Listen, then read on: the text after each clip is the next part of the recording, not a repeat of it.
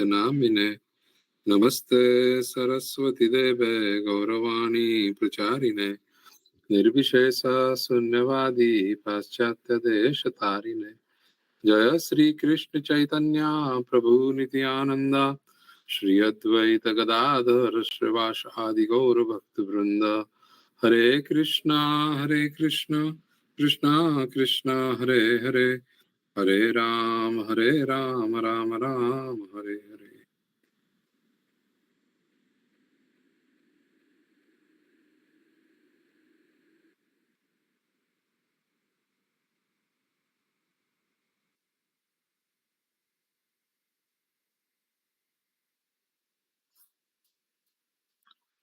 हरे कृष्णा। हम लोग श्री श्री राधा शरद बिहारी, श्री जगन्नाथ बलभद्र सुभद्र महारानी, सुदर्शन चक्र और गौर निताय की असीम कृपा से सॉन्ग बुक ऑफ वैष्णव आचार्य से पढ़ रहे हैं। पिछली बार हमने श्रील सच्चिदानंद भक्ति विनोद ठाकुर जी का लिखा हुआ गोपीनाथ मम निवेदन सुनो वाला पद देखा था। इस बार अब हम आगे बढ़ रहे हैं, उसके बाद वाला जो पद है वो उसमें से पढ़ना शुरू करेंगे। और ये श्री गुरु कृपा कटाक्ष, गुरु कृपा को मांगता हुआ ये पद है। बहुत सुंदर पद है, आपके दास को, मुझे भी बहुत पसंद है ये पद, तो अक्सर गाया करते हैं ये पद ठाकुर जी की कृपा प्राप्त करने के लिए। श्री सच्चिदानंद भक्ति विनोद ठाकुर जी का लिखा हुआ गुरुदेव कृपा बिंदु दिया, तो उसका ट्यून कुछ इस प्रकार से है। गुरुदेव कृपा बिंदु दिया कोरोई दासे त्रिना पे कातीना सकल सहाने बल दिया कोरो निज मन स्पृहा हीना। गुरुदेव सकल समाना कोरोई सकती देहो नाथ यातायाता तबे तो गाइबो हरि नाम सुखे अपराध हबे हाता। गुरुदेव कबे है न कृपा लभियाए जाना कृतार्था होइबे नाथा। शक्ति बुद्धिहीना आमी अति दीना कोरो मोरे आत्मा साथा। गुरुदेव योग्यता विचारे किछु नहीं पाई तुम्हारा करुणा सारा। करुणा न होइते कांदिया कांदिया प्राण न रखियो आरा। गुरुदेव कृपा बिंदु दिया कोरोए नासे त्रिना पे कातीना। गुरुदेव कृपा बिंदु दिया कोरोई दासे त्रिना पे का अतिहीना। एक साधक के रूप में हम लोग गुरु महाराज से किस तरह से अप्रोच करना चाहिए, उनके प्रति क्या भाव होना चाहिए और उनसे किस तरह से प्रार्थना होनी चाहिए, याचना होनी चाहिए, ये बताते हैं श्री सच्चिदानंद भक्ति विनोद ठाकुर। हे गुरुदेव कृपा बिंदु दिया, आप मुझ पर According to Wikipedia, Republica are Hey, an English Google. alternative rock band formed in 1994. Hey Google, stop. The height of their popularity spanned from 1996 to 1999. Hey The Google, current lineup stop. consists of Saffron, Tim Dorney, and Johnny Mayo. The Republica sound was described by the band as techno-pop punk rock. The band Hey, went on Google. hiatus in 2000. Stop. उसको पता नहीं क्या सुनाई दिया, मैंने क्या बोला। ये टेक्नोलॉजी का यही प्रॉब्लम। आपने हे गुरुदेव बोला, आपने कहा मुझे ही बाल बुला रहे हैं। हाँ, उसको ऐसा ही लग गया।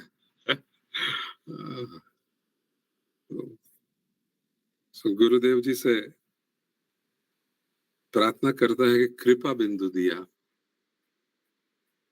कृपा का एक बिंदु हमें दीजिए। कृपा बिंदु दिया का मतलब क्या होता है कि हम लोग गाते हैं संसार दावा नललीडलोक त्राणाय कारुण्य घनाघनत्वम प्राप्तस्य कल्याण गुणानवस्य वंदे गुरु श्री चरणारविंद। संसार दावानल में जो जल रहा है व्यक्ति, उस व्यक्ति का दावानल बुझाने के लिए, उसकी जो आग है उसको बुझाने के लिए श्री गुरु महाराज त्राणाय कारुण्य घनाघनत्वम, कारुण्य का बारिश करते हैं, घन घनत्वम जोरदार बारिश करते हैं, उसके बिना वो आग बुझ नहीं सकती।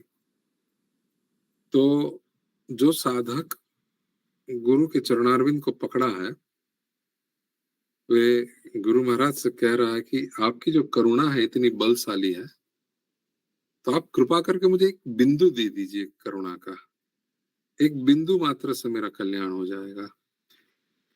मेरी जो आग है वो बुझ जाएगी, और बिंदु देकर, कृपा का बिंदु देकर मुझ में क्या आप प्रेरित करिए, इसकी प्रार्थना है। गुरुदेव कृपा बिंदु दिया, आप कृपा का एक कण, पूरा घना घना तो मुढ़ेलने की जरूरत नहीं है, आप सिर्फ एक कण दे दीजिए आपके कृपा की, और उस कृपा के कण से मुझे कुछ बातें मैं आपसे मांग रहा हूं, आप मुझे दीजिए। कोरो इदास से कृपा बिंदु दिया, कोरो इदास, आपका कृपा बिंदु देकर मैं आपसे कुछ क्षमता मांग रहा हूं, तो वो क्षमता आप मुझे दीजिए। ऐसी प्रार्थना कर रहे हैं कि मैं आपसे कृपा की बिंदु मांग रहा हूं, मुझे आप कुछ क्षमता दीजिए। क्यों? त्रिनापे का अतिहीना। मैं त्रिणापेखा का मतलब है त्रीण अपेखा, बंगला में क्ष को ख हो जाता है, तो त्रीण की अपेक्षा की जगह पे त्रिणापेखा, अपेखा, त्रीण की अपेक्षा में, मतलब त्रीण की तुलना में भी मैं अतिहीन हूं। तो त्रीण तो बहुत हीन है ही, पर मैं त्रीण की तुलना करने पर मैं उससे भी ज्यादा हीन हूं। हीन मतलब कि मेरे में कोई योग्यता नहीं है, कोई अपनी ताकत नहीं है। जैसे तीर्ण होता है, उसकी कोई अपनी ताकत नहीं होती, जहां फेंका वहां पड़ा हुआ है, कभी पवन का झोंका उसको उड़ा के वहां ले गया, इधर डाल दिया, उधर डाल दिया। तीर्ण का अपना कोई सामर्थ्य नहीं होता, कोई उसको कुचल के चला जाए तो उसको रिएक्ट नहीं करता, उसको चुभता नहीं, कुछ भी नहीं, उसका अपना कोई सामर्थ्य नहीं है। तो उससे भी मैं हीन हूं, कोई एकदम सामर्थ्यहीन हूं। तो गुरुजी से प्रार्थना या कृपा याचना करने के लिए बहुत जरूरी है कि हम अपने आप को त्रिणापेखा अतिहीना समझे। त्रिणापेखा अतिहीना, अपेखा उसकी अपेक्षा में, जैसे हम लोग श्री गुरु चरण पद्म गाते हैं, उसमें एक स्टांजा में लाइन आती है, चाखू दान दिलो जेई जन्मे जन्मे प्रभु से। तो चाखू का मतलब है चक्षु, क्ष का ख हो जाता है, चक्षु दान दिलो जेई जन्मे जन्मे प्रभु से ही, हर जन्म में आप मुझे चक्षु दान दीजिए। गुरु महाराज को ये प्रार्थना है कि ये जन्म मैं आपको गुरु के रूप में स्वीकार कर रहा हूँ, शायद मेरी भक्ति पूर्ण ना हो इस जन्म में, अगला जन्म लेना पड़े, तो अगले जन्म में भी आप मेरे पास आकर मुझे चक्षुदान दे लीजिए। क्या चक्षुदान क्या होता है? चक्षुरुन्मीलितामेन तस्मै श्री गुरुवे नमः अज्ञानतिमिरन्धस्य। तेजो चक्षु में जो प्रकाश डालते हैं ज्ञान का, उसको चक्षुदान कहते हैं, जिससे दिखाई देता है। जैसे कोई आदमी अंधकार में खड़ा होता है तो चक्षु होते हुए भी वो देख नहीं सकता, जब प्रकाश होता है तो उसको बोला जाता है चक्षुदान। तो चक्षुदान दिलो जय, तो उसमें चाखुदान ऐसा गाया जाता है। तो इसमें भी त्रिणापेखा अपेखा, तो त्रीण की अपेक्षा भी मैं बहुत गिरा हूं। तो ये बात हमारे लिए बहुत जरूरी कि हम इस बात को समझे। ये मानना बहुत जरूरी है कि हम तीर्ण से भी ज्यादा कुछ करने में समर्थ नहीं है, तीर्ण से भी ज्यादा असमर्थ है हम लोग। त्रिणा पीका अतिहीना, तीर्ण से भी ज्यादा। इसलिए तो श्री चैतन्य महाप्रभु कहते हैं त्रिणापेक सुनी चेना, उससे भी मैं असमर्थ हूँ ज्यादा, कुछ भी मुझसे हो नहीं जाता। त्रिणापेका अतिहीना, ये गुण साधक में बहुत जरूरी है। जब तक उसको लगता है कि उसमें कुछ दम है, तब तक कृपा बिंदु आकर्षित करना बहुत मुश्किल है। जैसे हम लोग बहुत बार ये बात कर रहे हैं कि कोई बहुत बड़ी कोई दुर्घटना होती है, बहुत लोग ग्रस्त हो जाते हैं, तो जब टीम आती है उनकी सारवार करने के लिए, तो वे लोग देखते हैं कि कौन मरने की कगार पर खड़ा है और कौन अपने आप को संभाल सकता है, उसको ट्रियाज बोलते हैं। तो लोग आके क्विकली ट्रियाज करते हैं कि कौन अपने आप को संभाल सकता है। जो अपने आप को संभाल सकता है उसको वो लोग छूते नहीं है। जो बिल्कुल असहाय मरने की स्थिति है उसके ऊपर सबसे पहले कृपा करते हैं वो लोग, उसको पहले ट्रीटमेंट देते हैं। तो जैसा हम लोग, हमारा बोट डूब रहा है, हम लोग पानी में गिरे हैं, तो जो तैर नहीं सकता, जो डूबने की तैयारी में है, उसको पहले बचाया जाता है कोस्ट गार्ड के द्वारा।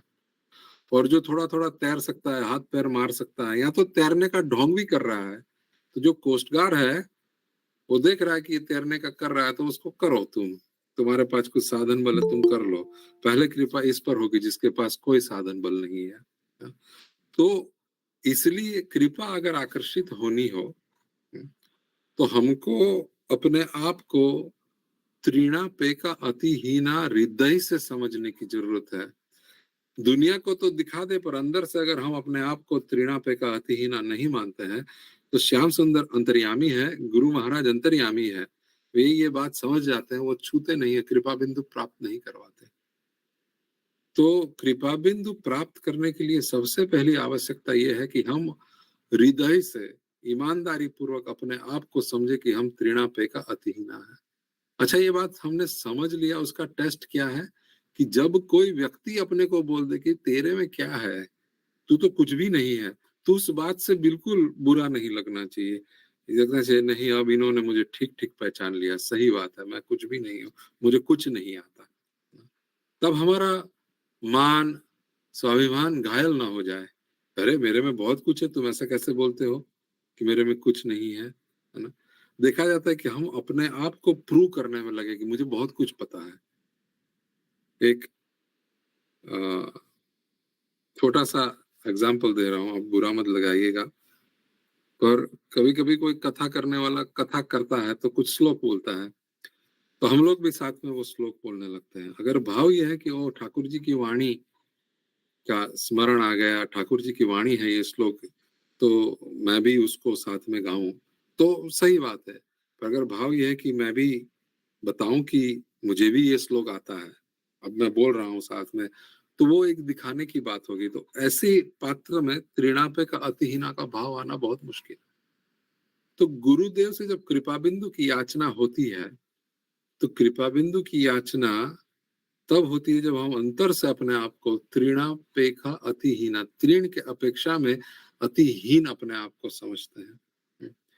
ये भक्तों, बहुत बार ये श्लोक आया है कि भक्त का लक्षण यही है कि वो अपने आप को भक्त ना समझे, ये उसका लक्षण है। वो समझता है कि मुझसे क्या होता है, हमसे तो कोई साधन नहीं होता, सब कुछ तो आप लोग सब साधन कर रहे हो, हमसे तो कुछ साधन होता ही नहीं है, मैं तो बस एक कोर कृपा की कर लो लाडली श्री राधे। तो राधा रानी से ये प्रार्थना होती है कि आप एक कृपा की एक कोर डाल दीजिए, क्योंकि मेरे में कोई साधन नहीं है।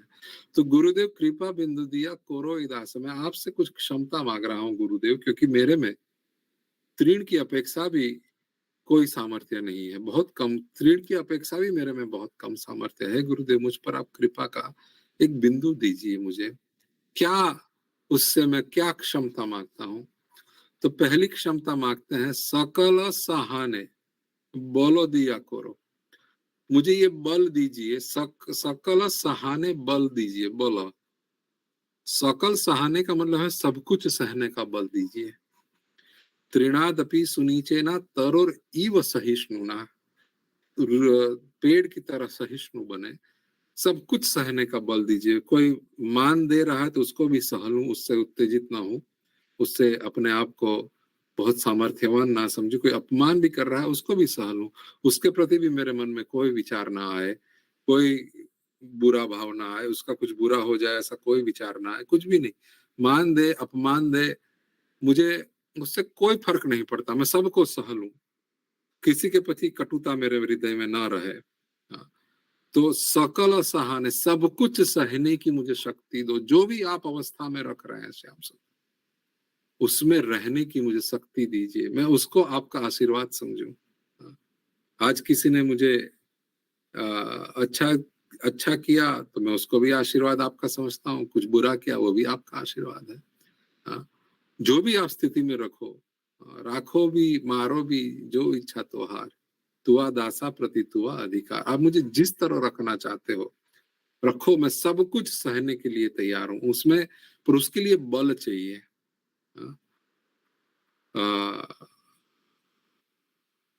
अपने आप को बलवान जो समझता है वो सह नहीं सकता। बलवान मतलब कि मेरे में ये क्वालिटी है, मेरे में ये है वो है, वो सह नहीं सकता। तो मुझ में कोई बल नहीं है, आप दीजिए ये बल, आप दीजिए। मेरे में बल नहीं है सब कुछ सहने का। सकल सहाने, इसका मुझे बल दीजिए, मैं सब कुछ सह सकूं। जो भी अवस्था में आप मुझे रखे उसको मैं सहूं, उसको सादर स्वीकार करूं, उसको प्रणाम करूं, और आपका भजन, आपने जो भजन पद्धति सिखाई है वो भजन पद्धति पे मैं अग्रसर रहूं। सकल सहाने बोल दिया, मुझे बल दीजिए, और बल दिया कोरो, और क्या करे, निजो मन स्पृहा ही ना, मेरे मन में से हर स्पृहा, स्पृहा का मतलब होता है इच्छा, कि मेरे साथ ऐसा हो, मुझे ये मिले, मुझे वो मिले, ये गुरुदेव से प्रार्थना की जाती है। तो ये कोई साधारण मनुष्य की बात नहीं हो रही, एक साधक की बात हो रही है, एक मुमुक्षु जीव की बात हो रही है जो गुरु से संबंध बांध चुका है और गुरु से याचना कर रहा है। तो ये भक्ति के पथ पर चलने वाले भक्त की बात हो रही है, साधक की बात हो रही है। तो मन में कोई स्पृहा ना हो, भौतिक स्पृहा भी ना हो, और बारीक बारीक भी जो स्पृहा है आध्यात्मिक जगत में आने के बाद वो भी ना रहे। मान अपमान, क्या बोलते हैं उसको, काम क्रोध दम लोभ ईर्ष्या, ये छोटी छोटी अपने आप को पुजवाना, लोग अपने आप को माने या मेरा चर्चा हो, सब जगह मुझे आदर मिले, ये सब चीजें, कोई स्पृहा ना हो इस बात की। और आदर मिले ना मिले, मैं सब कुछ सहने के लिए तैयार हूँ। तो मुझे बल दीजिए कि मैं सब कुछ सह सकूं, उसका मुझे बल दीजिए। उसके लिए बल की जो बहुत जरूरत है। जो व्यक्ति दुर्बल पड़ जाता है वो सह नहीं सकता, और फिर वो गुस्सा कर देता है, अपमान कर देता है सामने वाले व्यक्ति का, है ना, यहाँ तो बगावत कर देता है। तो बल चाहिए सहने के लिए, बहुत ताकत चाहिए सहने के लिए। और करो निज मन स्पृहा ही ना, मन में से सब स्पृहाएं चली जाए, इतना आशीर्वाद दीजिए गुरुदेव भगवान। आपकी कृपा की बिंदु से मुझ में ये स्थिति कर दीजिए कि मन में कोई स्पृहा ना आए। गुरुदेव सकल सम्मान कोरिते सकती, बहुत सुंदर बात यहाँ लिखते हैं, सकल सम्मान, सबका मैं सम्मान कर सकूं, कोरिते सकती, उसके लिए मुझे शक्ति दीजिए। बल मांगा है सब सहने के लिए, सहने के लिए बल चाहिए और कुछ कार्य करने के लिए शक्ति चाहिए। तो सकल सम्मान, सबको सम्मान देने का कार्य करना है, तो उसके लिए शक्ति चाहिए। शक्ति चाहिए, इसके लिए क्यों शक्ति चाहिए? क्योंकि कोई निंदा करे, कोई अपना अपमान करे, तो वो सब से तो मैं बचूं, पर वो जिसने हमारी निंदा और मेरा अपमान किया उसका भी मैं सम्मान करूं। त्रिणादपि सुनीचेना तरोर इव सहिष्णुना अमानेना मान देना कीर्तनिया सदा हरि। सबको मैं सम्मान दूं, ये शक्ति दीजिए मुझ में। ये बहुत आसान है बोलना, बहुत कठिन है इस बात को करना, पर आगे इस बात को इसी बात में समझा दे, सकल सम्मान करो है सकति। सबको सम्मान करने का एक ट्रिक है। किस तरह से सबको सम्मान किया जाए कि सब में मेरे श्याम सुंदर विराजमान है। एक्चुअली पहले एक आदत डालनी चाहिए ये देखने की कि सब में मेरे श्याम सुंदर विराजमान है। कौन कौन में तो बाकी दिखेगा, पहले तो जन जन में दिखे, और जन जन में भी बाद में दिखेगा। पहले तो वैष्णवों में दिखे, और वैष्णव में भी बाद में दिखेगा। पहले तो गुरु महाराज में श्याम सुंदर दिखे, और गुरु महाराज में भी बाद में दिखेगा। पहले भगवान श्री कृष्ण के सभी अवतारों के अंदर श्याम सुंदर को देखे, फिर और वो तो बाद में जो अपने पूजनीय कृष्ण है और दूसरे मंदिर में जो कृष्ण है और तीसरे किसी के पास में जो कृष्ण है, उस सब में भी वही श्याम सुंदर है। उस बात को पहले समझे। मैं बहुत बारीक बात बोल रहा हूं यहाँ। जो अपने ठाकुर जी है उसमें तो भाव श्रद्धा है, पर दूसरे किसी के ठाकुर जी है जो अपने ठाकुर जी के कंपेयर में हमको लगता है बहुत ज्यादा उनका वैभव है या जो भी है, या कोई और ठाकुर जी है जिनके नाक नक्शे ठीक से बरोबर बने हुए नहीं है, या जिनकी पोशाक बरोबर किसी ने पहना ही नहीं है, या श्रृंगार ठीक से नहीं किया है। ये जितने भी ये सब ठाकुर अलग अलग स्वरूप में प्रकट भय हैं हमारे सामने, वे सब श्याम सुंदर ही उसमें एक रूप से विराजमान है, सेम पोटेंसी से विराजमान है।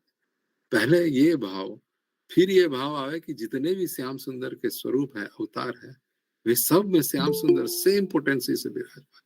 सेम श्याम सुंदर मेरे ही है। नरसिंह देव, वामन देव, मत्स्य अवतार, जो भी परशुराम, जो भी सब में उसी तरह मेरे श्याम सुंदर ही है। और उसके बाद गुरु महाराज भगवान श्याम सुंदर का स्वरूप देखना कि श्याम सुंदर ही मेरे गुरु महाराज बन के मेरे सामने आए हैं मुझ पर कृपा करने के लिए। उसके बाद वैष्णव के अंदर वही भाव लाना कि हर वैष्णव मेरे श्याम सुंदर ही हर वैष्णव बन के मेरे सामने आ रहे हैं, मुझे अलग अलग बातें सिखाने के लिए। मुझे सिखा रहे हैं कुछ न कुछ बात। कुछ कड़वा बोल दिया तो सकल सहाने, वो सहने की मुझे शक्ति दे दो, पर वैष्णव मेरे ठाकुर है, आप ही मेरे वैष्णव बन के आए। आपने कुछ कड़वा बोल दिया तो कोई बात नहीं, श्याम सुंदर आप ही ने उनके स्वरूप से मुझे कुछ कह दिया, मैं उसको सहूंगा। आपने उसमें भी मेरे लिए कुछ अच्छा ही सोच के मुझे ये सीख दे रहे हैं, मैं कोशिश करूंगा मैं उसको समझूं। ना समझ में आए तो किसी वैष्णव के पास बैठकर वो समझना चाहिए कि मैं इस वस्तु को किस तरह समझूं कि ये मेरे लिए कृपा ही है, इसमें मैं कृपा कैसे देखूं। तो वैष्णवों के अंदर श्याम सुंदर का स्वरूप देखे, फिर हर जीव के अंदर श्याम सुंदर का स्वरूप देखे। जीवों में भी सबसे पहले मनुष्यों में श्याम सुंदर का स्वरूप देखे, फिर अन्य जीवों के अंदर श्याम सुंदर का स्वरूप देखे, फिर स्थावर जंगल में श्याम सुंदर का स्वरूप देखे। तब सकल सम्मान कोरोते सकति, सबका सम्मान करने की शक्ति, सकल सहाने, सब सहने की शक्ति, यह सब तब ठीक से हम कर पाएंगे। और ये सब कब होता है? जब गुरुदेव की कृपा बिंदु प्राप्त होता है, कि उनकी कृपा बिंदु प्राप्त होने पर हमारी ऐसी दृष्टि हो जाती है कि सब में श्याम सुंदर दिखने लगते हैं। सकल सम्मान कोरिते सकति, सकल सहाने बोलो दिया, कोरो निज मन स्पृहाहीना, सकल सम्मान कोरिते सकति, देहो नाथ जाथा जाथा, याथा याथा। यथा अथा का मतलब है जितना जरूर है उतना बिल्कुल दीजिए। ये नहीं कि मैंने कृपा की एक बिंदु मांगी है और आप अभी उस बिंदु के आधार पर मुझे शक्ति वगैरह दे रहे हैं, तो थोड़ी ही देंगे, नहीं, आप मेरे में देख लीजिए मेरे में कितना मिसिंग है। जितना मिसिंग है सब कुछ आप दीजिए। यथा यथा का मतलब है जितना जरूरी है उतना आप दीजिए। मुझे मार्जन करने के लिए जिस जिस बात की जरूरत है वो बात आप मुझसे मेरे साथ करिए। मैं प्रतिकार नहीं करूंगा, मैं नहीं बोलूंगा कि मुझे मार्जन की जरूरत नहीं है। करिए, मार्जन करिए। मैं अपने आप को खुला छोड़ देता हूं आपके चरण कमल में। हर स्वरूप से, हर विग्रह से मेरे सामने आकर मेरा मार्जन करिए। मुझे आप मार्जन ही कर रहे हैं मेरा। आप तो हमेशा मेरा भला ही सोचते हैं, आप मेरा कभी भला नहीं सोचते, ऐसा कभी हुआ नहीं। देहो नाथ याता याता, जो भी जितनी भी जरूरत है इस शक्ति की मुझे आप दीजिए, इस समझ की जितनी भी जरूरत है आप दीजिए, कृपा बरसाइए मुझे दीजिए। क्योंकि इसके बिना तबे तो गाई तो हरि नाम सुखे अपराध होइबे हाथा। इसके बिना मेरे अपराध हत नहीं होंगे। हत माने नाश। मैं नाम अपराध करता ही रहूंगा, मैं वैष्णव अपराध करता ही रहूंगा, मैं मन वाणी कर्म से हिंसा करता ही रहूंगा। किसी को भी दुख पहुंचाना ये हिंसा है। अपने शब्दों के द्वारा, अपने एक्शन के द्वारा नहीं पहुंचाना चाहिए। क्यों पहुंचाए? उस वो भी श्याम सुंदर ही वो स्वरूप से मेरे सामने आके खड़े रहे हैं।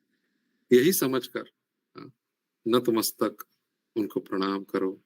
जो भी है, जिस तरह का उचित व्यवहार है वो व्यवहार करना चाहिए। मन ही मन ये समझ लेना चाहिए श्याम सुंदर मेरे सामने आके खड़े हैं, उसको प्रणाम करना चाहिए। फिर उनको ग्रीटिंग तो करना ही चाहिए। और फिर वहां अगर अपने को नहीं जचता तो वहां बहुत प्रणाम करके वहां से निकल जाना चाहिए। उनके बारे में ना कुछ बुरा सोचना है, ना कुछ करना है। ठीक है, मेरी अभी इतनी समझ नहीं है तो मैं प्रणाम करके उनको दंडवत करके निकल रहा हूँ। अपराध हवे हाथा, इस तरह से करने पर मेरे अपराध जाएंगे और तभी तो गायबो हरि नाम सुख है। ये हरि नाम गाने के लिए मनुष्य जन्म मिला है। इसी प्रकार जीवन जीने से मैं हरि नाम ठीक से गा पाऊंगा, नहीं तो मैं हरि नाम गा नहीं पाऊंगा। कलयुग में तो हरि नाम से ही मुझे आपका प्रेम मिलने वाला है। मेरा प्रेम संबंध आपसे स्थापित हरि नाम से होने वाला है। ये हरि नाम में बाधा कारक है ये सब बातें। इसलिए ये त्रिणादपि सुनीचेना तरोर इव सहिष्णुना अमाने ना मान देना, ये चार बात करने वाला ही कीर्तनीय सदा हरि हो सकता है। वही तबे तो गाई को हरि नाम सुखे, वही हरि नाम को सुख से गा सकता है। हम लोग सब जानते हैं, अपने हृदय के अंदर देख सकते हैं किस तरह का हरि नाम हम करते हैं। कल मृत्यु समय आ गया, क्या हमारा हरि नाम उस कक्षा पे है कि वो हमें कोई फल देगा? कि इसी जन्म में ठाकुर जी का प्रेम चरण कमल प्राप्त हो गया, अब तो अब दूसरा जन्म लेना ही पड़ेगा ना। ये भगवत कृपा है कि भगवत नाम का जाप कर रहे हैं, इसलिए दूसरा जन्म भी मनुष्य मिलेगा। पर इस जन्म में भगवत नाम लेते लेते बहुत वैष्णव अपराध किए हैं।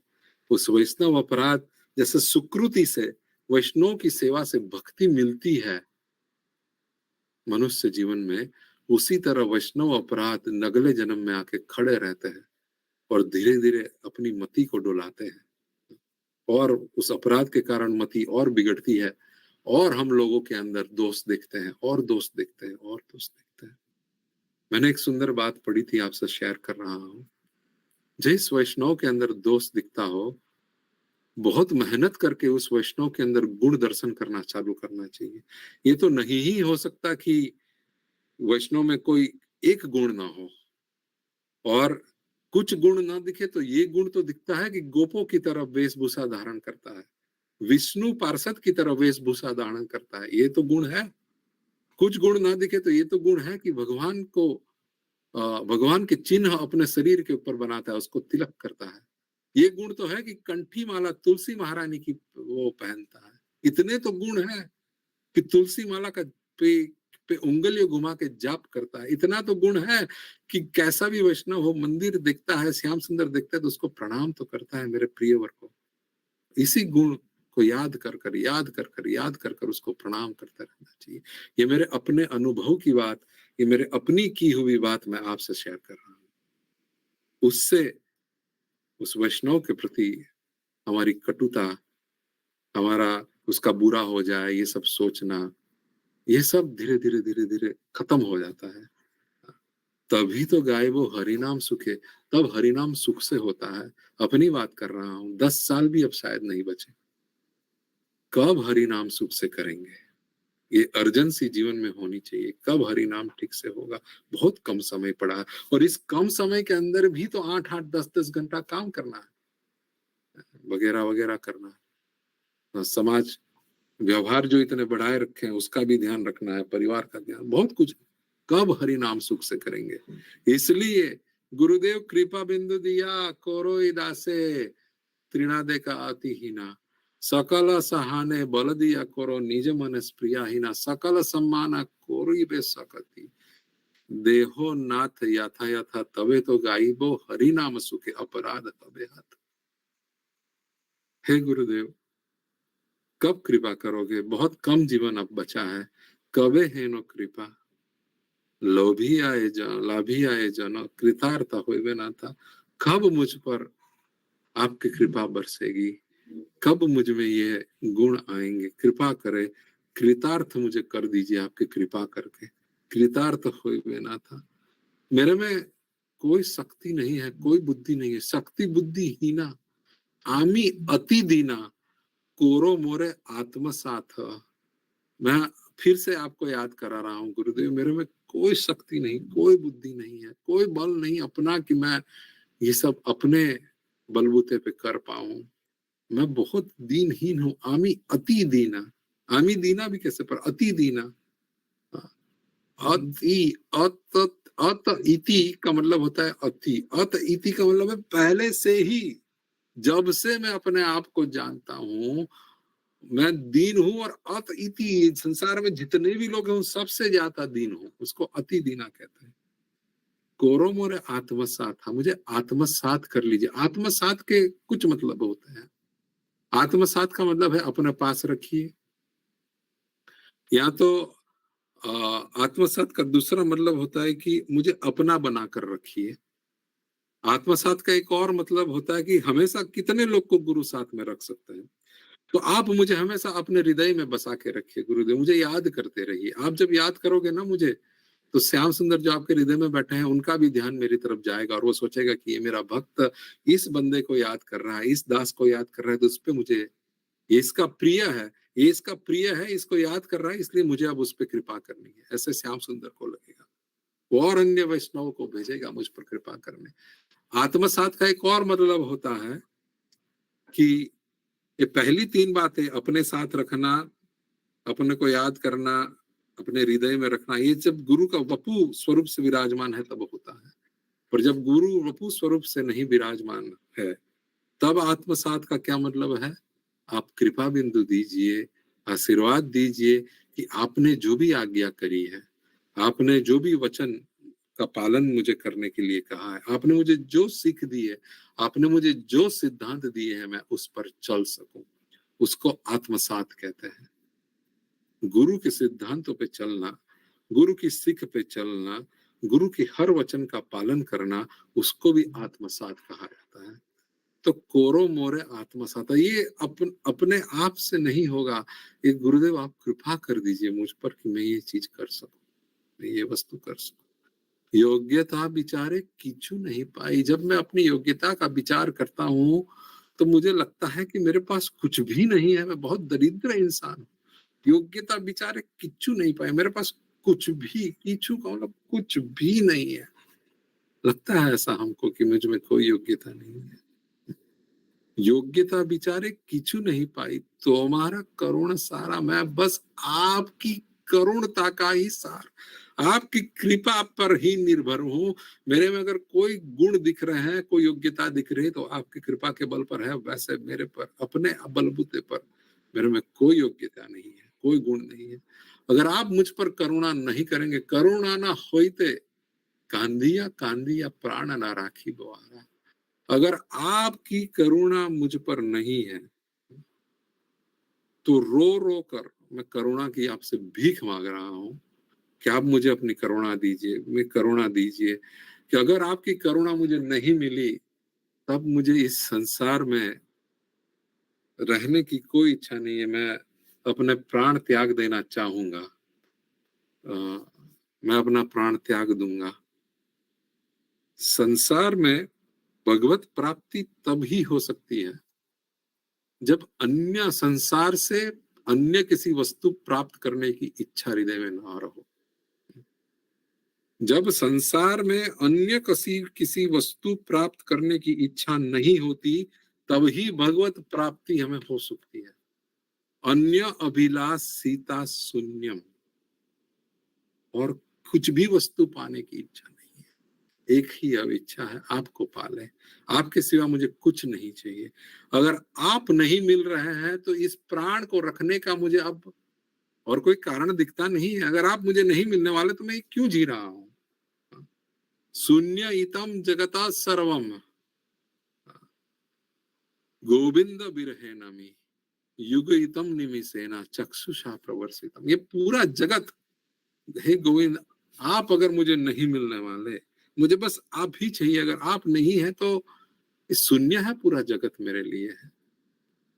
युग इतम निमिसेना, एक एक निमिष, पलक झपकाने में जो समय जाता है उसको निमिष कहते हैं। वो एक युग समान लगता है। होता है ना, हम कहीं अपनी प्रिय जगह पर जाना चाहते हैं तो सफर बहुत लंबी लगती है, समय बहुत धीरे धीरे जाता है, आतुरता रहती है, कब आवेगा कब आवेगा कब आवेगा कब आवेगा।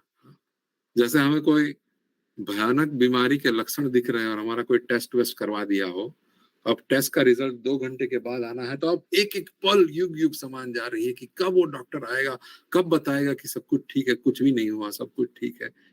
समय नहीं जाता। अब उस समय जगत की जो भी वस्तु हमारे सामने रख दी जाए उसमें कोई रुचि नहीं होती हमें, उसका कोई स्वाद हमारे मन में नहीं होता। हम बस वो कब वो जानने को मिलेगा कि क्या होगा मेरा, उसी पे अपना मन अटका हुआ है। उसी तरह से इस जगत की कोई वस्तु में रुचि नहीं, इस वस्तु में कोई, जगत की कोई वस्तु में कोई उपेक्षा नहीं, बस एक भगवत प्राप्ति की ही लय लगी हुई है। भगवान के सिवा अब कुछ और चाहिए नहीं। ये जब जीवन में आता है तब ऐसा हृदय में हो जाता है कि अब अगर आप नहीं मिलने वाले हैं श्याम सुंदर तो जीवित रह के क्या करेंगे? प्राण न राखी वो आरा, प्राण रखने की अब कोई आवश्यकता नहीं है, क्योंकि जिस कारण ये मनुष्य जन्म मिला है वो भगवत प्राप्ति के लिए मिला है। अब मुझे भगवत प्राप्ति नहीं होने वाले, गुरुदेव की कृपा ही नहीं मिलने वाली, तो क्या करूंगा जी के? तो ये करुणा ना होए बे कांदिया कांदिया प्राणा ना राखी वो आरा। आज मैं एक कथा सुन रहा था तो उसमें एक बात आ गई, चक्र जी महाराज की बात आई थी कि वे दाऊ भैया को अपना गुरु मानते थे, तो किसी ने कह दिया कि गुरु है तो दीक्षा दी है क्या उन्होंने? तो ये बात उनके मन में ठस गई। तो वे महाराज बता रहे थे 3 दिन 3 रात बिना कुछ खाए पिए गोवर्धन परिक्रमा करते रहते थे कि जब तक दाऊ भैया दीक्षा नहीं देंगे मैं परिक्रमा बंद नहीं करूंगा, कुछ खाऊंगा पीऊंगा नहीं। 3 दिन के बाद वे कहते हैं लुक लुक दाऊ जी जहाँ है वहां पे नजदीक में पहुंचे, तब वे गिर गए मूर्छित होके। जब गिरे मूर्छित होके तब दाऊ जी आए, पधारे, उनको सचेत किया, अपने साथ ले चले और उनको दीक्षा करी विधिवत। तो इसको कहते हैं कि करुणा ना होई बे कांदिया कांदिया प्राणा ना राखी वो आरा। क्या इतनी दृढ़ता पूर्वक अपने को गुरु जी का कृपा बिंदु चाहिए, इतनी दृढ़ता पूर्वक अपने को इस जन्म में भगवत प्राप्ति की इच्छा है। तो ये उस बात को हमको टेस्ट दे रहा है कि इस तरह से अपने हृदय में टस होनी चाहिए कि इसी जन्म में श्याम सुंदर को पाना है। बाकी वस्तु बहुत जीवन में भोगी है। कल ही मैं कहीं कथा में सुन रहा था कि वो बर्तन हो जो जिसमें बहुत से छेद हैं, जन्म जन्मांतर से इस विषय के बर्तन के अंदर, ये शरीर बर्तन ही है छेद वाला, कितने छेद है इस शरीर के अंदर, विषय भोगों के लिए इंद्रिया है, हर शरीर में, हर अलग अलग प्रकार के शरीर में इंद्रियां मिली है, वो विषय भोग की इच्छा करती है। अनंत कोटि काल से, अनंत कोटि जन्मों से इस बर्तन के अंदर विषय सुख भर रहा है, भर रहा है, भर रहा है, भर रहा है। कितना भी भरे, छलनी खाली छलनी है ना, वो गिर जाता है, और अपेक्षा चाहिए। ऐसा नहीं होता कि भर जाएगा एक दिन। विषय सुख मांगते रहे हम, एक दिन अब ऐसा आ जाए कि अब मैं सोचूं कि बहुत जन्म भोग लिया, विषय सुख से तृप्ति मिलने नहीं वाली, छोड़ दे इस बात को। आचार्य गुरु वृंद कह रहे हैं कि ये मनुष्य जन्म भगवत प्राप्ति के लिए है। क्या करूं जिससे भगवत प्राप्ति हो जाए? तीव्र इच्छा जब प्रकट हो जाती है हृदय में, तब कैसा उद्गार निकलता है कि करुणा ना हुई वे कांदिया कांदिया प्राण ना राखी बुआर। तो ये सच्चिदानंद भक्ति विनोद ठाकुर जी का लिखा हुआ बहुत सुंदर पद गुरुदेव कृपा बिंदु दिया। मैं यहीं पे विश्राम करता हूँ। Any questions, any comments?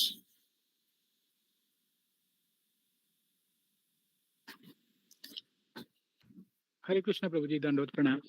धन्यवाद प्रणाम। प्रभु जी बहुत ही सुंदर कथा था, थैंक यू प्रभु जी फॉर शेयरिंग। प्रभु जी पहले तो एक मतलब दो चीज आपसे क्लैरिफाई करना है, बट उससे पहले एक चीज जो आप बताए कि को बहुत बहुत बड़ा बीमारी है, डॉक्टर कोई रिपोर्ट देने वाला है, तो जो 2 घंटा बहुत ज्यादा टेंशन में जो बीतेगा, आप उसके बारे में बोले थे। ऑन ए लाइटर नोट एक चीज बोल रहा हूँ प्रभु जी, जो प्रेमानंद शरण महाराज जी से मैंने सुना था, वो बोलते कि ये सब टेंशन तो मटेरियल लोगों को होना चाहिए, बट डिवोटी जो है उनको तो होना चाहिए कि मरने से सब जग डरे मेरा मन आनंद, कब मरूं कब मिलूं पूर्ण परमानंद। सही बात है। तो भक्त है उसको तो ऐसा होता नहीं है ना कि ये हम लोग भौतिक लोग हैं ना, मैं अपनी बात कर सकता हूँ, इसलिए भौतिक उदाहरण देके समझाना पड़ता है कि ठाकुर जी अगर नहीं मिलते हैं तो पूरा जगत शून्य कैसे लगता है। तो हमको तो ऐसा कोई अनुभव नहीं है अध्यात्म जगत के अंदर, तो इसलिए भौतिक जगत का एग्जाम्पल लेके, और ये मैंने अपना ही एग्जाम्पल लिया है। हम बहुत बार ऐसी सिचुएशन से पसार हुए हैं कि हमारी माता जी थी, हमारा जो पुत्र स्वरूप से पधारे हैं अभय प्रभु वगैरह, तो बहुत बार उनकी जांच पड़ताल वगैरह होता है, तो हम लोग बहुत आतुर था। उस दिन कुछ भी भाता नहीं है, बहुत आतुरता से राह देखते थे। तो एक भौतिक जगत का एग्जाम्पल हमने दिया कि जब किसी चीज की चाह या लगनी इतनी हो जाती है तो बाकी सब शून्य हो जाता है उस दिन, बाकी कुछ पे मन नहीं लगता। उसी तरह भगवत प्राप्ति की चाह जब बढ़ जाती है, तब बाकी जब शून्य शून्यतम जगतम सर्वम, यहाँ तो अन्य अभिलाषिता शून्य, बाकी सब हो जाता है। मैं ये कहना चाहता था। जी प्रभु जी, धन्यवाद प्रणाम प्रभु जी। प्रभु जी अभी मतलब 2 चीज पूछना है, पहले मैं एक चीज पूछता हूँ, फिर बाकी डिवोटीज को कुछ क्वेश्चन होगा तो पूछ लेंगे, फिर बाद में मैं वो कुछ दूसरा वाला पूछता हूँ। तो एक जो चीज क्लैरिफाई करना है प्रभु जी, आपने आज कथा में बताया कि जो डिसाइपल होता है उनको रहता है कि मैं अभी भक्ति कर रहा हूँ, अगर पूर्ण नहीं होता है तो जन्म जन्म में मुझे ज्ञान चक्षु दीजिए, वो गुरु जी को प्रणाम करके निवेदन करना करता है ये। हाँ हाँ, वो उसी गुरु आरती के वक्त हम यही भजन गाते हैं। हाँ जी जी जी। और वो ठाकुर जी भी गीता में वो बताएं कि अगर किसी का भक्ति पूरा नहीं होता है तो फिर वो दूसरा जन्म में उनको भक्ति करने वाला फैमिली में जन्म दिया जाता है। शुचि नाम श्रीमताम के है योग भ्रष्ट विजायते करके। हाँ हाँ। लेकिन प्रभु जी एक चीज इसमें क्वेश्चन आता है, मतलब क्लैरिफाई करने के लिए कि ठाकुर जी जो वराह पुराण में जो कहते हैं कि कोई अगर डिवोटी बहुत भक्ति किया है और वो एट द एंड उसको ठाकुर जी का याद नहीं आ रहा है बिकॉज ऑफ कोई भी आईसीयू में कोई पड़ गया, कोई एक्सीडेंट में मर रहा है, कि किसी का कुछ भी हो सकता है, तो वो बोलते हैं भूदेवी को बोलते हैं कि यदि बतादि दोषे न मद्भक्त ममना चरिस्मरित अहम स्मरति मद्भक्त नयामि परमम गतिम। तो उसी हिसाब से तो ठाकुर जी उनको मतलब अपना धाम दे देना चाहिए। और जैसे मेटेरियली अगर दिखेंगे, अभी तो मोबाइल आ गया, बट आप भी दिखे होंगे बचपन में हमारा जो एक बड़ा वाला अलार्म आ रहा था, इतना बड़ा वाला एक घड़ी आ रहा था स्टील का, तो आपने जी। आप इसको मतलब उसका जो रहता है की, उसको घुमा के आप 4 बजे 5 बजे कभी भी अलार्म दो, फिर आप आराम से निश्चिंत होके सो जाओ। मेरा 4 बजे ट्रेन है, फ्लाइट है, पढ़ाई करना है, जो भी करना है, फिर वो 4 बजे खुद बज जाता है। यही था अलार्म, राइट? तो कोई भक्त अगर ठाकुर जी का नाम लेके भक्ति कर रहा है, तो वो एक्सपेक्ट नहीं करेगा कि जैसे अलार्म मटेरियल चीज़ है कि 4 बजे बज जाता है, ये तो स्पिरिचुअल चीज़ है, भगवान का नाम तो पूरा स्पिरिचुअल है। तो अगर वो अभी ठाकुर जी का नाम ले रहा है, तो वुड ही नॉट एक्सपेक्ट कि मैं जब मरूँगा तब वो खुद आ जाए मेरा बहुत मतलब। बहुत सुंदर बात कही आपने। जी। हाँ, बिल्कुल ऐसा होता है। और भगवान ने जो हमारा रामायण में कहा जाता है कि जन्म जन्म मुनि जतन करे अंतराम कहे आवत नहीं, तो उसका मतलब उसका ये मीनिंग समझे कि अंतराम करने के बाद फिर आपको मटेरियल दुनिया में नहीं आना पड़ेगा, या उनको दिमाग में राम नाम नहीं आता है। इसका 2 मीनिंग हो जाते हैं। एक तो हो जाता है कि अंत में राम कर दिया तो फिर दुनिया को नहीं आना पड़ेगा, या अंत में राम नाम आता ही नहीं। हुँ, मतलब ये जो साधक साधना करता है, उसकी साधना के लेवल पे ये डिपेंड करता है। देखिए, जीव है, जन्म-जन्मांतर से जीव के अंदर अनेक खराबियाँ पड़ी हुई हैं, है ना?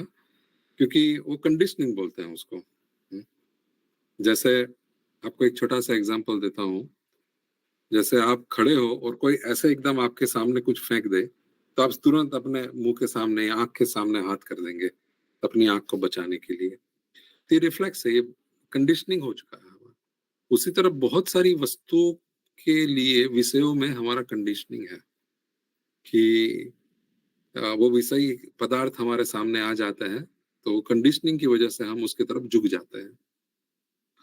तो एक भक्त होता है, एक साधक होता है जो विषयों का वेग सहता है, सहते-सहते भी वो भक्ति में लगा रहता है और हर रोज ठाकुर जी से कृपा की प्रार्थना करता है कि इस वेग को आप शांत करें, उससे जूझने की मुझे शक्ति दीजिए, उसका सामना करने की शक्ति दीजिए और वो आगे बढ़े। तो वो भक्त कैसा होता है?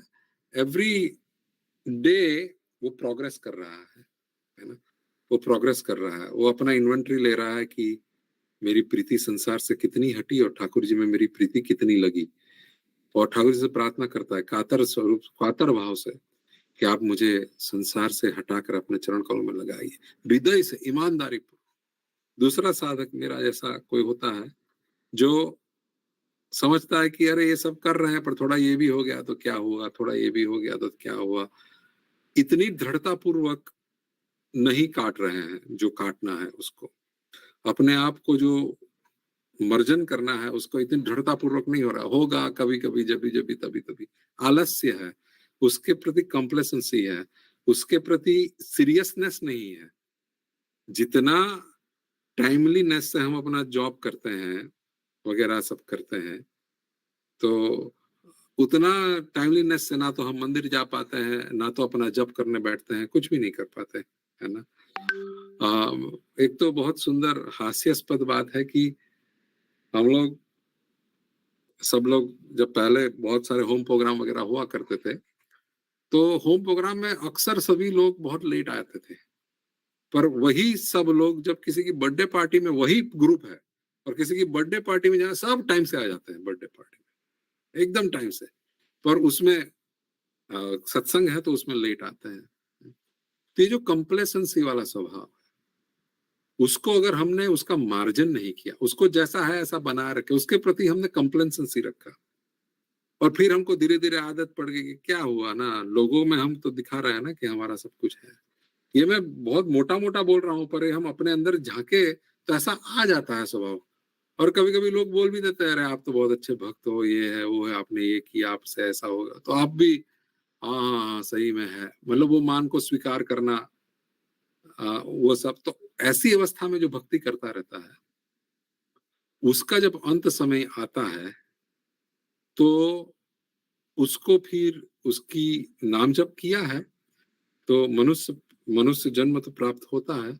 उसके गुरु महाराज भी उसको चक्षुदान देने के लिए अगले जन्म में भी वहाँ पधारते हैं उसकी पर कृपा कर बरसाने के लिए। पर उसने कितना वैष्णव का अपराध किया है वगैरह-वगैरह उसके आधार पर उसको कितनी रुचि होगी कृष्णा में, वो वहां पे तय होता है, क्योंकि हर एक कर्म हमारा नया प्रारब्ध बांधता है। पर जो व्यक्ति कितना भी पापी हो, कुछ भी हो, धीरे धीरे धीरे अपना मार्जन करता रहे, अपना मार्जन करता रहे, अपना मार्जन करता रहे, ईमानदारी पूर्वक भगवत भक्ति में आगे बढ़ रहा है, गलतियां होती है तो माफी मांगता है, ईमानदारी पूर्वक आगे बढ़ता आगे बढ़ता आगे, ऐसे व्यक्ति के लिए कहा जाता है कि अगर उसका सब कार्य हो चुका है, तब अंत समय पे उसका कुछ प्रॉब्लम होने पर भी अगर उसको भगवत नाम याद नहीं आता, तो भगवान कहते हैं कि मैं उसको याद कर लेता हूँ, उसको अपने पास परम गति दे देता हूँ। या तो उसका दूसरा जन्म में भी भगवान ऐसी जगह पे उसको दे देते हैं, ऐसे वैष्णव का संग करा देते हैं, इस तरह से उसका कार्य आगे बढ़ता है।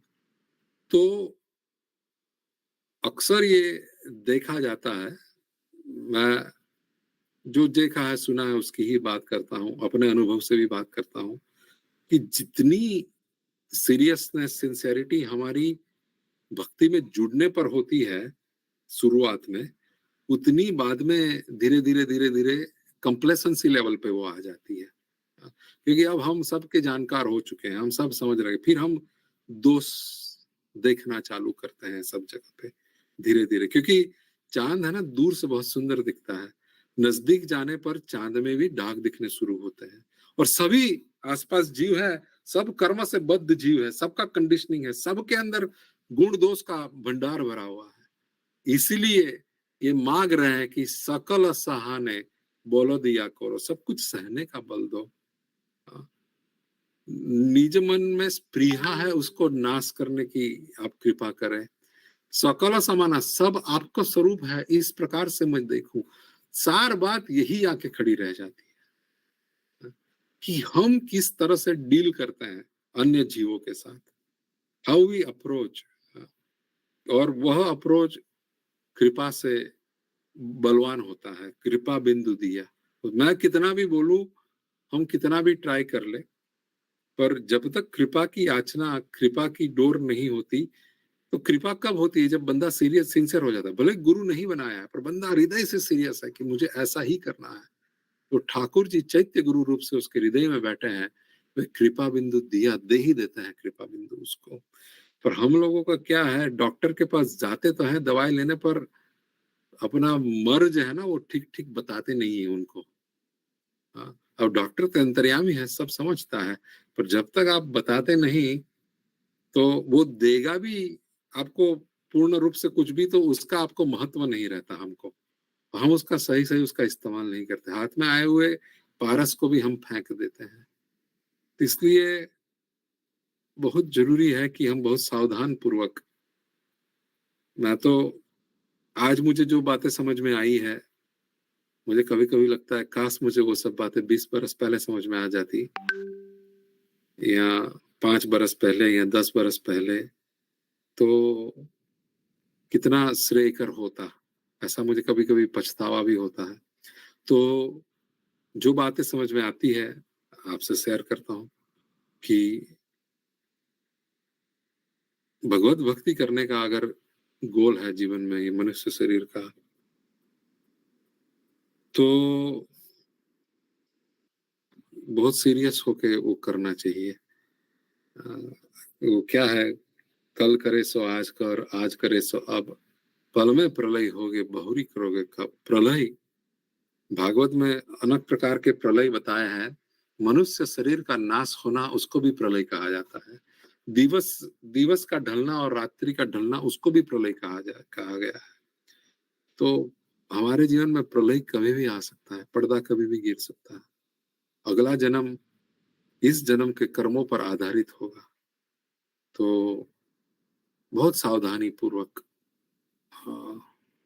गुरु महाराज से, आचार्य वर्ग से, श्याम सुंदर से प्रार्थना कर कर भगवत भक्ति करना चाहिए। अब जब आखिरी सांस बची होगी, कोई फर्क नहीं पड़ता कौन अपने लिए क्या सोच रहा है, क्या नहीं सोच रहा, कुछ भी नहीं। अपनी भक्ति में आगे बढ़े, यही सबसे इम्पोर्टेंट चीज है। तो उसके लिए जो प्रार्थना है गुरुदेव को कृपा देने की कि ये समझ मेरे में आ जाए, आपकी कृपा से मैं समझ पाऊंगा, तो ये इसका पद है। ठीक है जी प्रभु जी। धन्यवाद, प्रणाम। Then,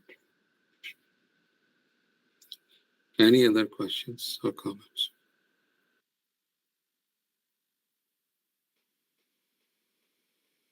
हमारे गुजराती में कहावत होती है, नहीं तो बावाना बेव बगड़े। और साधु बनने के लिए कोई घर पर छोड़ के जाता है, पर साधु बनने के बाद भी उसी चीज में फंसता है। तो बोलता है बावाना बेव बगड़िया, मतलब उसका गृहस्थ जीवन था वो भी बिगड़ा, और अब साधु भी ठीक से नहीं बन पाया, उसका दोनों बिगड़ गए। तो कभी कभी हमारी भक्ति ऐसी ही हो जाती है कि ना ठीक से मटेरियलिस्ट हो पाते हैं, ना ठीक से स्पिरिचुअलिस्ट हो सकते हैं। तो एक राह तय चुननी पड़ती है, और उसमें सहायता के लिए कृपा की अर्जी करनी पड़ती है कि आप कृपा करें। Any other questions or comments? प्रभु जी, और एक चीज क्लैरिफाई करना है, बट मैं सोच रहा था बाकी डिवोटी को कोई क्वेश्चन हो तो पहले क्लैरिफाई कर ले। ठीक है।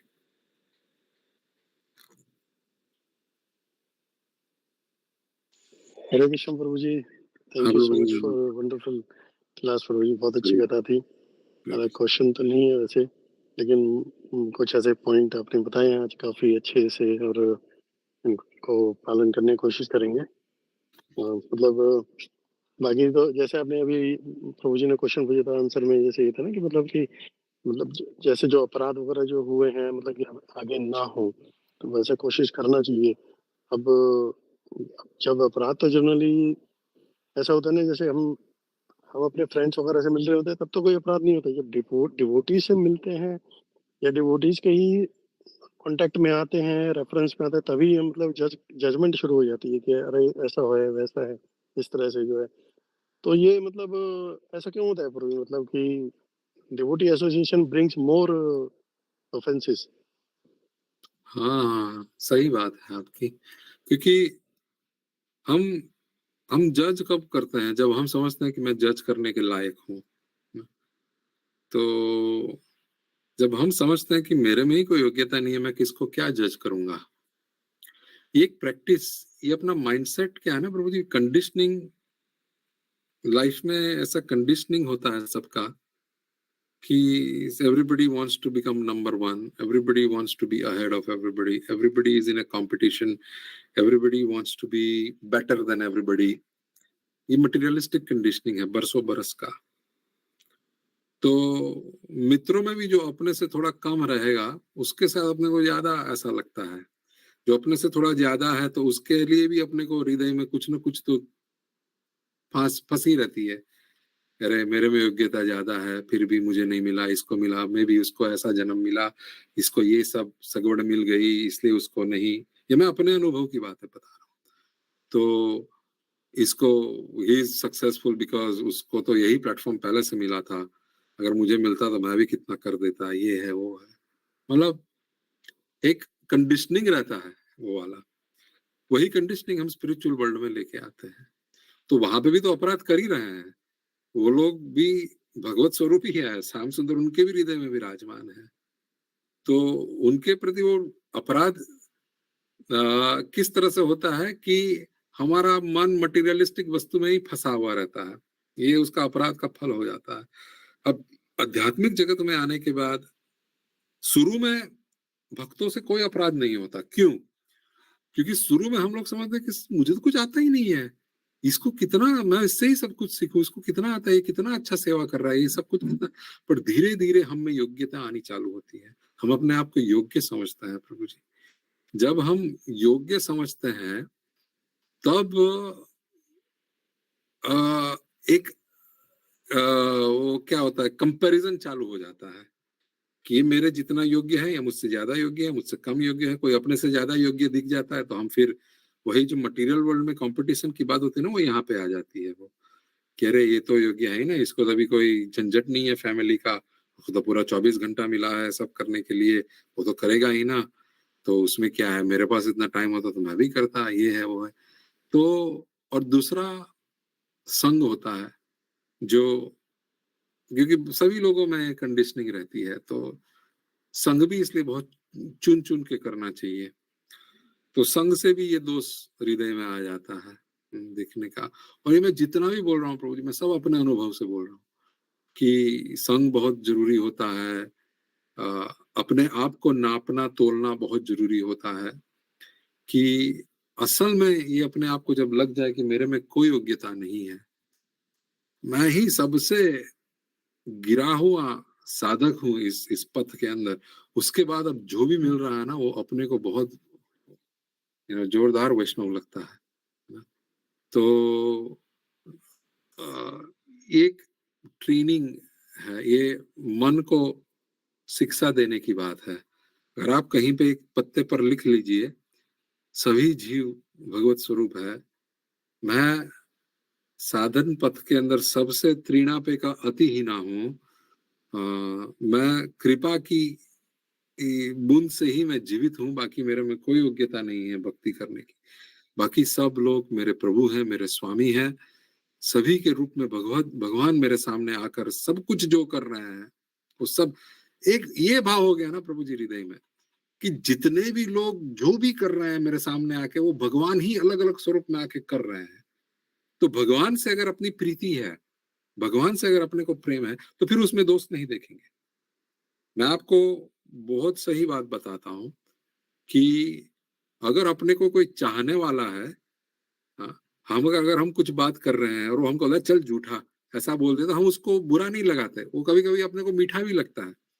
पर अगर हम किसी को चाहते नहीं है, इतना पहचानते नहीं है, उससे कोई संबंध नहीं है, अगर हम वही बात उससे कर रहे हैं, वो हमको बोलते चल झूठा, तो अपने को बहुत अंदर लगता है कि इसने कैसे मुझे जानता भी नहीं है झूठा बोल दिया, ये क्या समझता है अपने आप को, है ना। पर अगर हर एक जीव के अंदर हम ये प्रतिपादित कर दे कि ये भगवत स्वरूप है, श्याम सुंदर हर एक जीव का स्वरूप धारण करके मेरे सामने आए हैं, मुझसे काम मेरे साथ इंटरेक्ट कर रहे हैं, विलास कर रहे हैं, अब वो जीव जो भी आपको बोल रहा है, तो मेरे श्याम सुंदर, मेरे प्रिया, मेरे प्रियस्पद मेरे से बात कर रहे हैं, अब उसका कुछ बुरा नहीं लगता। पर ये सब मेरे लिए बोलना बहुत आसान है, ये सब प्रैक्टिस की बात है, पर ये प्रैक्टिस तब होती है जब ये सब बातें याद रहती है। हम लोग संसार का संग बहुत रखते हैं, अच्छे भक्तों का संग बहुत कम होता है। अगर अच्छे भक्तों का संग न भी मिले, पर ये जो बातें हैं उसको हर रोज याद कराते रहे बार बार, तो वो संगी है भक्तों का।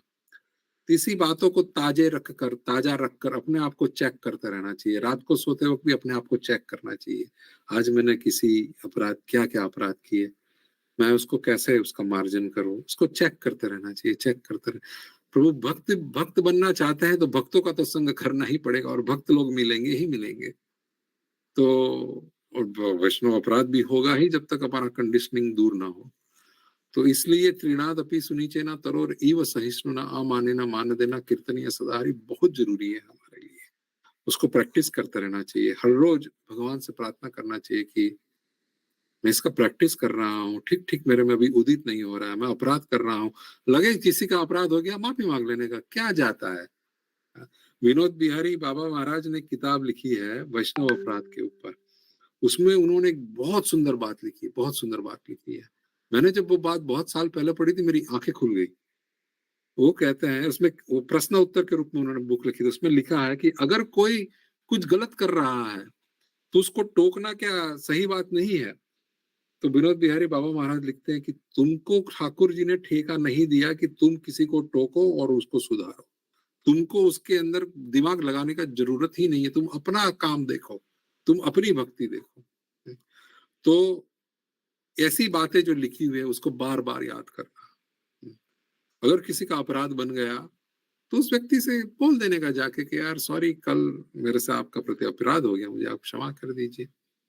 तो एक दो बार और लगता है ऐसा बोलने में, पर क्या फर्क पड़ता है, हम किसी को सुधारने थोड़ी है, हम तो अपनी भक्ति संवारने के लिए आए हैं। किसी को बोल दिया कि भाई आप लोग सही थे, मैं ही गलत हूं, मुझे माफ कर दीजिए, आप सही है, दंडवत प्रणाम, हरे कृष्ण, मेरा अपराध क्षमा करो, क्या चला जाता है उसका। एक्चुअली ठाकुर जी अपने हृदय में जो बैठे हैं, सामने वाले के हृदय में ठाकुर जी बैठे, वो और खुश हो जाते हैं उस बात से, और खुश हो जाते हैं कि देखो मेरे बेटे ने, मेरे दास ने हायर स्टैंड लिया, हायर प्लेटफॉर्म लिया, उसका गलती नहीं होने पर भी उसने माफी मांग लिया। भगवान बहुत खुश हो जाते हैं, अपने को आलिंगन करते हैं ये सब देखकर। और तो ऐसी ही सब बातें याद रखनी चाहिए हमको, कहीं पे लिखकर बार बार उसको पढ़ना चाहिए, उसको आचरण में लाना चाहिए, पढ़ना चाहिए, आचरण में लाना चाहिए। करत करत अभ्यास को जड़मति हो सुजान, धीरे धीरे धीरे ये मार्जन हो जाए। अनेक जन्मों का कंडीशनिंग है, जाने में समय लगता है, पर अच्छा वैष्णव संग, ये सब अच्छी अच्छी बातें उसको याद रखना, पढ़ते रहना, उसको अमल में लाना, उसके ऊपर एक्ट करना, ये सब करते करते धीरे धीरे धीरे धीरे धीरे धीरे हो जाएगा, अपना बात बन जाएगा। आप लोग तो सब बहुत यंग हो, मेरा तो खत्म होने को आया। अब इतना पछतावा होता है कि काश मुझे ये सब बातें पहले पता होती। चलो, जब से जागे तब से सुबह हो गई। ठाकुर जी कृपा करेंगे। इस बात पर विश्वास रखकर, इस बातों पर अडिग रह के हर रोज अपने आप को आगे बढ़ाना है, भक्ति में आगे बढ़ाना है, आगे बढ़ा, पीछे नहीं जाना है। हम लोग अपना 401k वगैरह देखते हैं ना, लॉस नहीं जाना चाहिए। प्रॉफिट नहीं हुआ तो कुछ नहीं, लॉस नहीं जाना चाहिए, आगे बढ़ना है, आगे बढ़ना है, आगे बढ़ना है, बस भक्ति में। और उसके नियम, भक्ति में आगे बढ़ने के नियम उल्टे हैं भौतिक जगत से। तो जितना माफी मांगते हैं, जितना अपने आप को हम्बल रखते हैं, जितना अपने आप को अयोग्य हृदय से मानते हैं, उतनी कृपा ज्यादा बरसती है। पर वैष्णव से तो कोई बचाव नहीं है। वो वैष्णव बनना है तो वैष्णव के बीच में ही रहना पड़ेगा, अकेले बैठ के भजन नहीं होगा। तो अब वैष्णव के बीच में रहना भी है और अपराध नहीं भी करना है, तो उसका एक ही उपाय है कि हर एक वैष्णव में भगवत स्वरूपता देखे, अपने गुरु का भाव रखे, भगवत स्वरूपता देखे, और ये प्रैक्टिस से आ जाएगा, प्रैक्टिस से आ जाएगा। जैसे मुझे एक भक्त बता रहे थे कि किसी को भी देख आते सामने देखकर एक सेकंड में, जैसे मणिधर प्रभु मैं आपको बता रहा हूँ, जैसे आप अंश प्रभु को देखेंगे दूर से आते हुए, 10 दिन के बाद भी आप देखेंगे, नहीं तो अपनी बेटी जो पिट्सबर्ग से वापस आई है 1 महीने के बाद, जैसे ही आप उसको देखेंगे तो आपके मन में तुरंत भाव आता है ना, मेरी बेटी है, आपको लाना नहीं पड़ता, आ जाता है। तो उसी तरह जितने भी वैष्णव को देखे, जो भी तुरंत ऐसा भाव आधे सेकंड में भी आ जाए, अरे ये तो श्याम सुंदर स्वयं पधारे, अरे ये तो मेरे गुरु महाराज इनका स्वरूप लेके पधारे, ऐसा भाव आ गया, तुरंत मनोमन उनको प्रणाम कर दिया। अब बताइए, तो एक प्रैक्टिस है, ये धीरे धीरे होगी, धीरे धीरे होगी, इसको करते रहना है, करते रहना है, करते रहना है, करते रहना है, धीरे धीरे होगी, धीरे धीरे होगी। लास्ट टाइम मंदिर में वो श्लोक था, व्यवसायत्मिका बुद्धि एक है कुरु नंदना, इसी को व्यवसायत्मिका बुद्धि कहते हैं कि वन पॉइंट एट अटेंशन, एक है कुरु नंदना, 1 पॉइंट एट अटेंशन। तो ठीक है प्रभु। Yes Prabhu ji, Prabhu. Very nice question though, thank you. Any other questions or comments?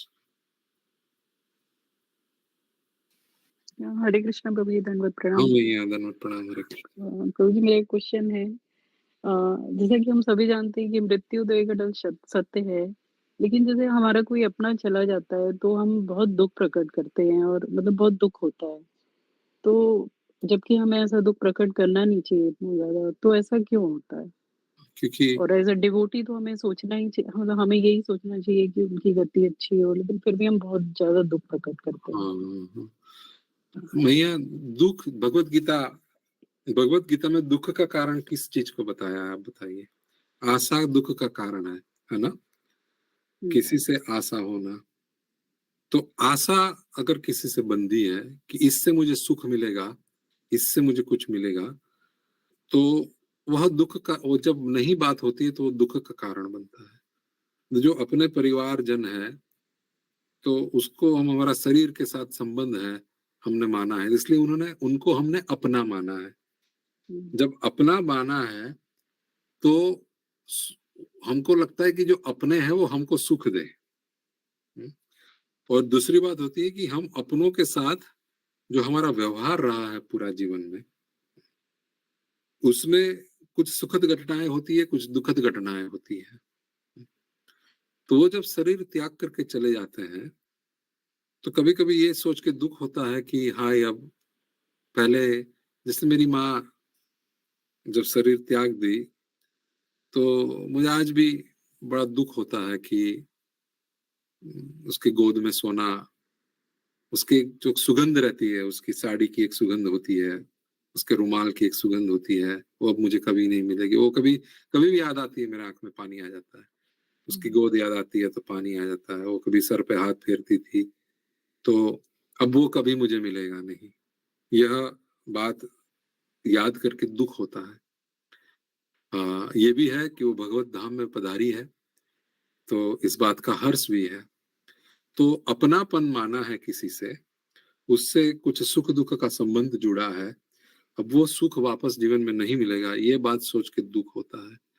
और आपकी बात सही है कि भौतिक लेवल पे अगर दुख हो रहा है तो अपने को नहीं मानना चाहिए इतना दुख, पर वैष्णव का हृदय कोमल होता है। वो किसी के भी यहाँ निधन का समाचार सुने तो दुख होता है। मैं आपको सत्य बात बता रहा हूँ, जब हमने धीर कृष्ण प्रभु जी के समाचार सुने, पूरा दिन ऐसा गया कि जैसे कोई उत्साह ही नहीं है। तो मैया है, अपनी माँ है। मैं सोच रहा था कि मैं दिसंबर में, जनवरी में जाऊंगा तो उनका दर्शन करूंगा, उनको मिलूंगा। उन्होंने कभी प्यार से हमको खिलाया होगा, प्यार से बेटा कह के बुलाया होगा। तो माँ में छल कपट नहीं होता, हम लोगों में होता है। तब उसका ऋण तो क्या, कभी माँ के पास बैठे, तू कैसी है ये पूछ लिया जाए, तू ठीक है ना, तो फोन से कभी बात हो जाए, पर कभी प्रत्यक्ष मिल भी ले, उसको कितनी खुशी होती है। मैं जाता हूँ, प्रत्यक्ष मिलता हूँ उनको। तो मैं सोच रहा था कि जाऊंगा तो मैं मिल लूंगा उनको। तो एक दुख रह गया कि अरे मैं उनको मिल नहीं पाया, मेरी मन ही मन में रह गई। तो ये सब दुख होता है। तो ये दुख होना, अपने आप को कभी कोसना नहीं चाहिए कि मेरे को दुख हुआ तो मैं बुरा व्यक्ति हूँ, मुझे तो ये समझना चाहिए कि ये तो सब शरीर है, वो तो जाएगा ही। ये सब फिलोसॉफिकल ज्ञान लोग है ना, ज्ञानी लोग होते हैं ना, उस हृदय से जड़ बन जाता है। जड़ समझते हैं आप, कठोर।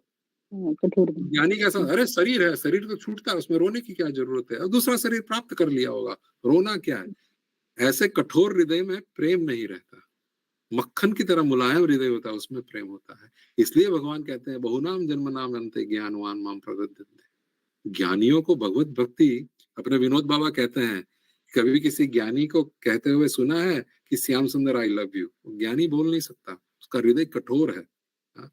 पर जो भक्त होता है उसका हृदय बहुत कोमल होता है। नरसिंह मेहता कहते हैं, वैष्णव जन तो तैने रे कहिए, जे पीड़ पराई जाने रे। दूसरों के दुख से दुखी होकर हृदय में से, आंख में से आंसू निकल जाए और सोचे कि मैं इसको ठीक कैसे करूं, मैं इसको कैसे सहायता करूं, उसको वैष्णव कहा गया है।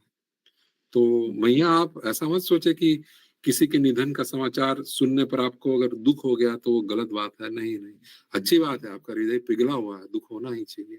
हाँ प्रभु जी, आज मैं बहुत अपसेट हूँ क्योंकि मेरे ताऊ जी चले गए आज सुबह। हाँ, तो सुबह सुबह आज उनकी सही बात। न्यूज सुनी और फिर एकदम से मतलब पूरा दिन बड़ा दुखद रहा और अभी भी दुख है, मतलब थोड़ा सोच करके। लेकिन ठीक है प्रभु जी, आपके रिप्लाई सुन के मुझे बड़ा अच्छा लगा और थोड़ा हाँ, और फीलिंग अच्छी है।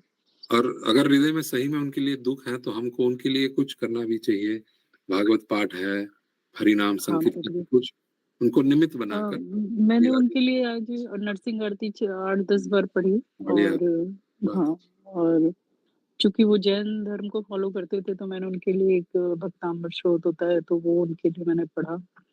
लेकिन हरे कृष्णा महामंत्र की जाप भी करी मैंने उनके लिए। बढ़िया, बहुत अच्छी बात तो है। बस ये माता जी अगर ये सब नहीं किया ना तो जो ऋण है ना वो बाकी रह जाता है। ये सब अपने जो बुजुर्ग हैं उनके ऋण है हमारे ऊपर। आज हम जो भी स्थिति में है वो उनके कहीं ना कहीं उनकी कृपा रही है हमारे ऊपर। उन्होंने आपको डांटा भी होगा पर शायद कभी एक दिन तो प्यार से बुलाया भी होगा, है ना, और कुछ अपने खुद ना खा के आपको कुछ खिलाया भी होगा, जो भी है। तो एक ऋण है, अपने पिता के भाई हैं तो अपने पिता के साथ भी कभी बचपन में खेले होंगे, एक दूसरे को सुख दिया होगा, तो बहुत ऋण होता है। अच्छी बात। Any other questions or comments? काफी टाइम चला गया। हरे कृष्ण। हरे कृष्ण प्रभु जी।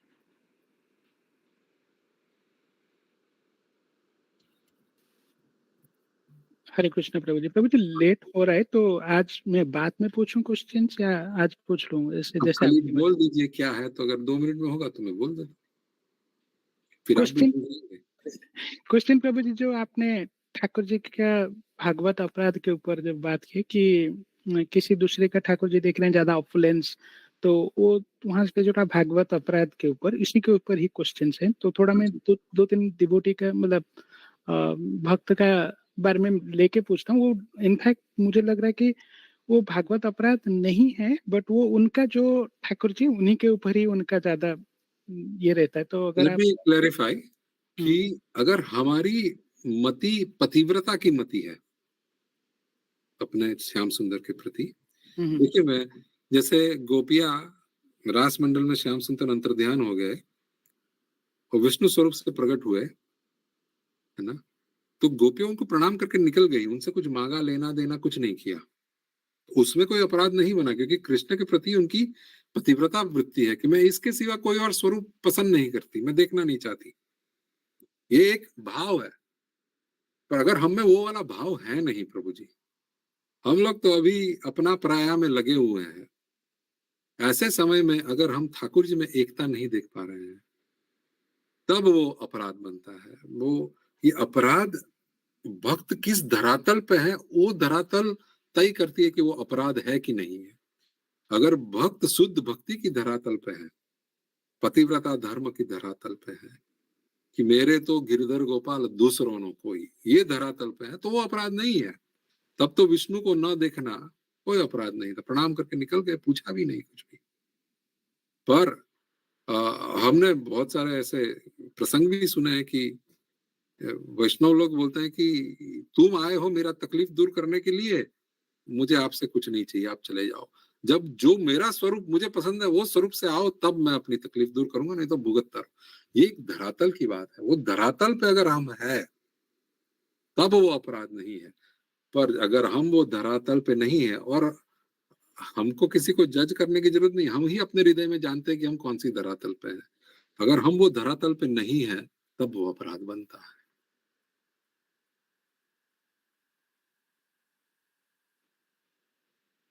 जी प्रभु जी। क्योंकि जो ऐक्य देखना है ना, ऐक्य, उसमें बाधा आ जाती है। दो कृष्ण के विग्रहों में जब एकता नहीं देख पाएंगे, तब गुरु में कैसे कृष्ण को देख पाएंगे, अन्य अवतारों में कैसे कृष्ण को देख पाएंगे, अन्य जीवों में कैसे वैष्णव कृष्ण को देख पाएंगे। और ठाकुर जी ने क्या कहा है, पंडित समदर्शिना। प्रहलाद महाराज को जब पूछा गया कि आपको सर्प ने काटा, इसने काटा, ये आपको कभी कुछ हुआ ही नहीं, ऐसा क्यों? तो प्रहलाद महाराज कहे कि हमारे गुरु ने हमको एक मंत्र सिखा दिया। क्या? तो सभी व्यस्तों के अंदर श्याम सुंदर को देखो। अब जो सर्प भी मुझे काटने आया वो भी मेरे प्रिय श्याम सुंदर ही है, तो वे तो थोड़ी मुझे काट के मुझे कुछ कर सकते हैं, तो वो तो मुझ पे स्नेह करके ही चले गए, इसलिए मैं बच गया।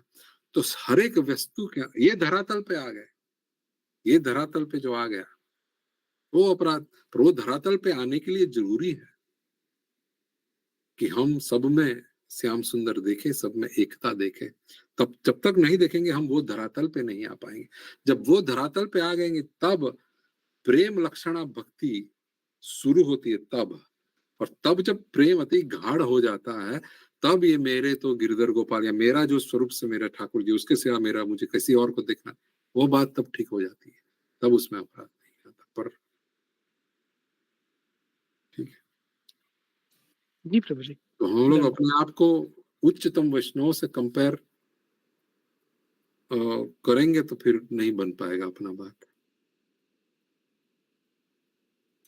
जी प्रभु जी। Any other questions or comments?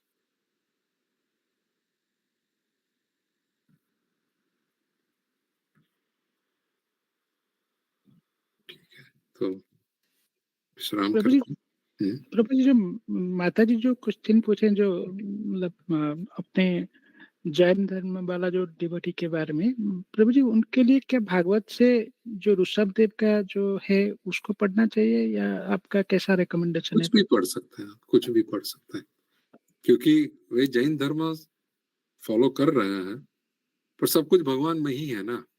आप कहाँ से भी कुछ भी पढ़ो, सब कुछ भगवान में ही है। तो आप ऋषभदेव का आख्यान पढ़े तो भी उन्हीं के हैं, और दसम स्कंद से श्याम सुंदर का पढ़े तो भी उन्हीं के हैं।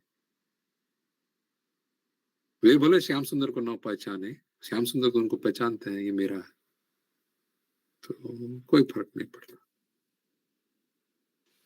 जी प्रभु, दंडवत प्रणाम। थैंक यू प्रभु जी, आपने बताया है कि भागवतम के 5वें स्कंद से हम कुछ पढ़ सकते हैं, तो मैं ज़रूर पढ़ूँगी उनके लिए। हाँ, ऋषभदेव भगवान का आख्यान है पंचम। हाँ, हाँ, ऋषभदेव भगवान जैन धर्म के प्रथम तीर्थंकर गिने जाते प्रथम तीर्थंकर है, हाँ।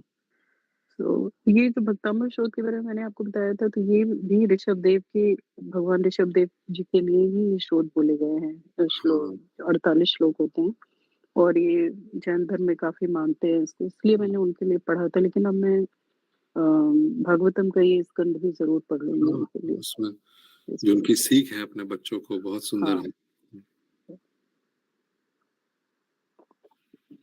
ठीक है, ठीक है। हाँ, हरे कृष्ण, थैंक यू। वांछा का बाबा बंद किया जाए, विराम किया जाए।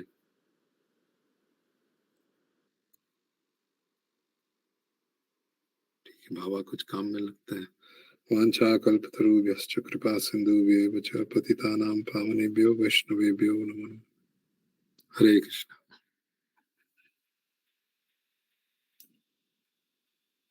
हरे कृष्ण प्रभु जी, दंडवत प्रणाम। राधे राधे। राधे राधे। हरे कृष्ण प्रभु जी।